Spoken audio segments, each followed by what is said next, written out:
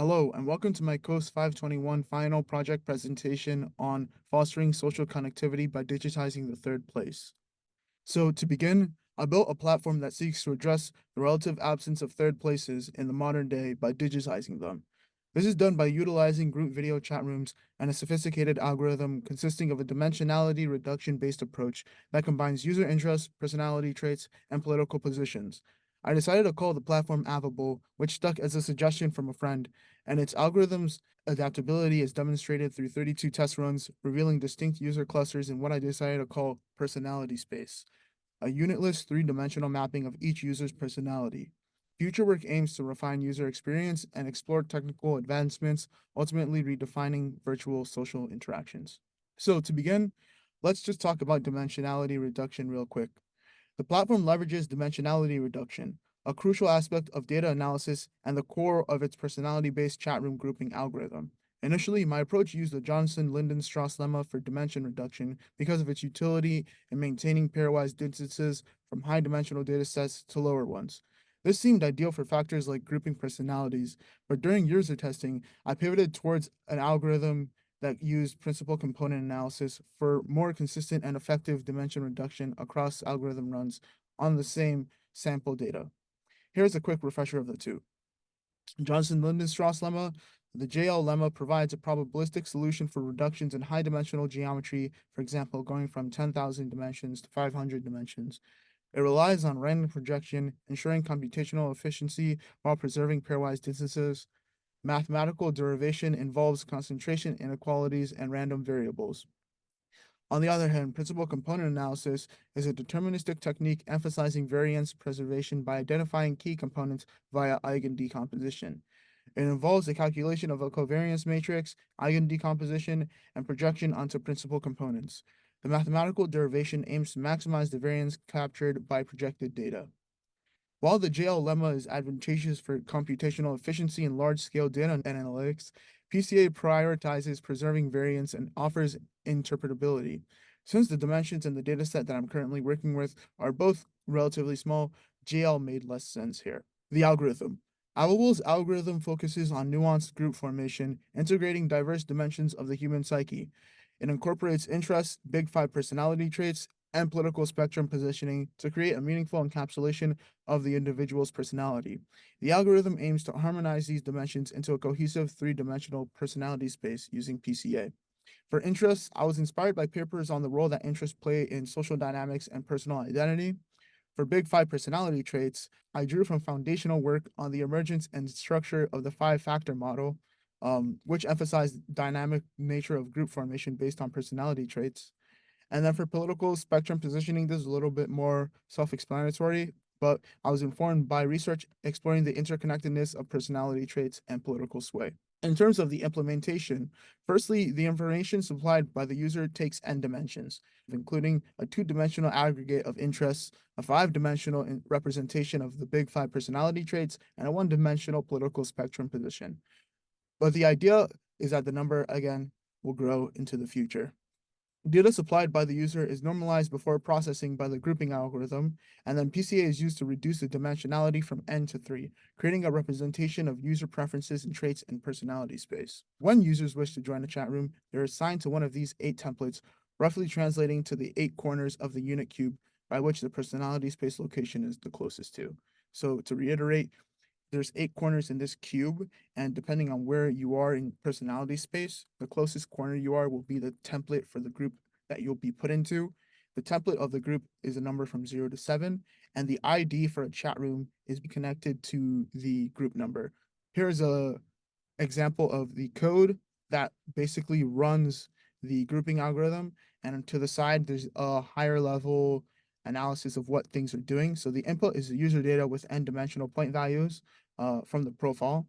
And the output is the assigned group number from 0 through 7 and their personality point for analytical reasons, as you'll see later. The process is basically to seed randomization for consistent high dimensional point settings. Then we generate an even spread of points to complement the user data point. Then we create metadata labels for all the points to maintain tracking and when we transform from n dimensions to 3 dimensions so we know which point is which. As you can see in the code, point 0 is going to be the first point that is the actual user. All the other points are just there to create an even spread when we go from n dimensions to 3 dimensions. Then we normalize the dimension reduced data set to the unit cube for group assignment, which will basically help us determine where the personality space point is closest to and which type of group they should be put into for their chat room. And then we determine the closest corner to assign the first point in the reduced data set, again, which is the original user to for their appropriate group. Evaluation.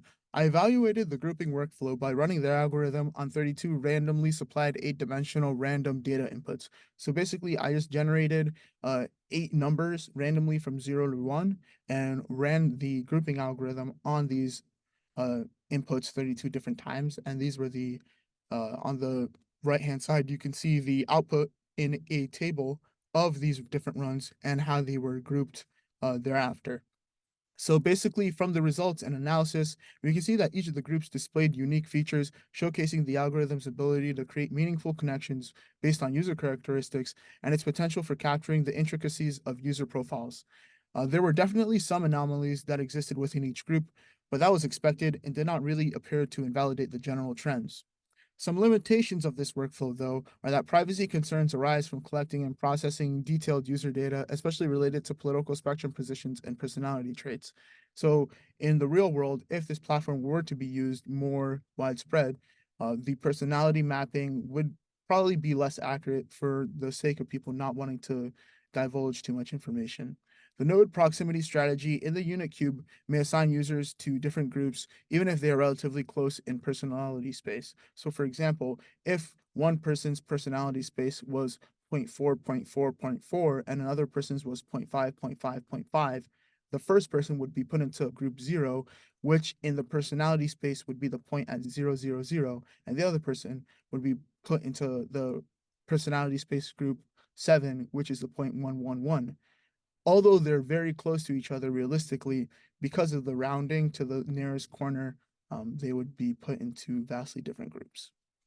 Limited user feedback or engagement, as said before, may constrain the algorithm's adaptability, and the assumption of homogeneity within groups may not reflect the diverse perspectives and preferences of individuals within the given group.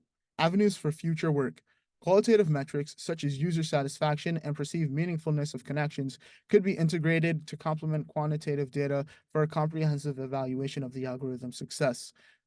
Cultural sensitivity and inclusivity measures could be incorporated to ensure the algorithm respects and accommodates different diverse cultural backgrounds, with collaboration with psychologists and sociologists providing valuable insights.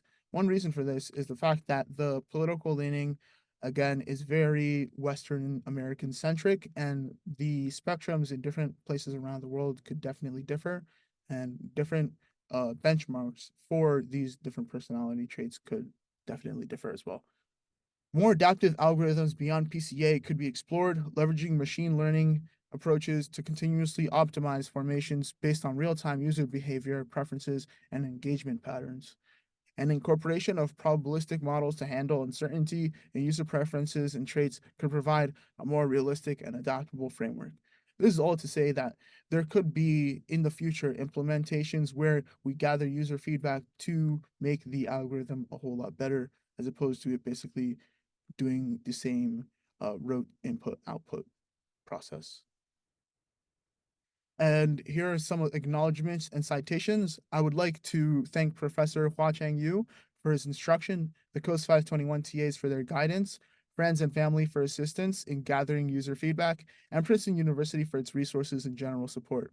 If you do want to play with the platform, you can do so at www.avable.co. And yes, here are all the citations for the paper that I'll be turning in soon.